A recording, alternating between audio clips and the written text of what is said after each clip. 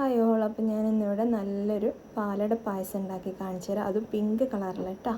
അപ്പോൾ ഇതാ ഞാൻ 250 ഗ്രാം അടയാണ് എടുത്തിട്ടുള്ളത്. അത് കഴുകി വൃത്തിയാക്കിയതിന് ശേഷം തിളച്ച വെള്ളം ഒഴിച്ചിട്ട് മാറ്റി വെക്കുന്നുണ്ട്. അപ്പോൾ നമുക്ക് എങ്ങനെ ആ കളറ് വരുന്നതെന്ന് വെച്ചാൽ ഇതാ ഷുഗർ മെൽറ്റ് ചെയ്യാൻ വെച്ചിട്ടാണ്.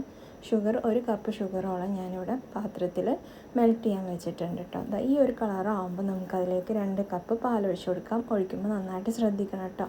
സിമ്മിലിട്ടിട്ട് വേണം ഒഴിച്ചു കൊടുക്കാനും. പിന്നെ പഞ്ചസാര മെൽറ്റായതാണ്, അത് ഇതിലേക്ക് യോജിക്കാൻ കുറച്ച് നേരം പിടിക്കും കേട്ടോ. നന്നായി ചൂടാകുമ്പോൾ അത് മെൽറ്റായിട്ട് യോജിച്ചോളും. പിന്നെ ഈ 2 കപ്പ് പാല് ഒരു 1.5 കപ്പായി മാറുമ്പോൾ നമുക്ക് ഈ കുതിർക്കാൻ വെച്ച അട ഡ്രെയിൻ ചെയ്തതിന് ശേഷം ഇതിലേക്ക് ഇട്ട് കൊടുക്കാം. എന്നിട്ട് നമുക്ക് നന്നായിട്ട് വേവിച്ചെടുക്കാം.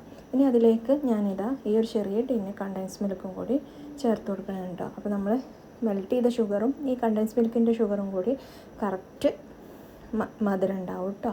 അപ്പോൾ ഞാൻ ഇതിലേക്ക് ഏലക്ക പൊടിച്ചതും കൂടി ചേർത്ത് കൊടുക്കുന്നുണ്ട്. നിങ്ങൾക്ക് വേണമെങ്കിൽ ചേർത്താൽ മതി.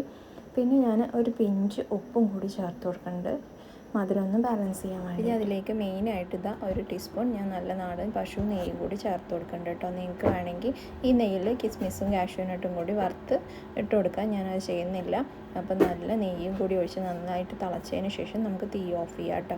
അപ്പോൾ നമ്മുടെ പായസം ഇവിടെ നന്നായിട്ട് നല്ല കളറിൽ നല്ല ടേസ്റ്റിൽ റെഡി ആയിട്ടുണ്ട്. എല്ലാവരും ട്രൈ ചെയ്ത് നോക്കുക, ഫീഡ്ബാക്ക് അറിയിക്കുക. അപ്പോൾ സബ്സ്ക്രൈബ് ചെയ്യാൻ മറക്കരുത് കേട്ടോ. ബൈ.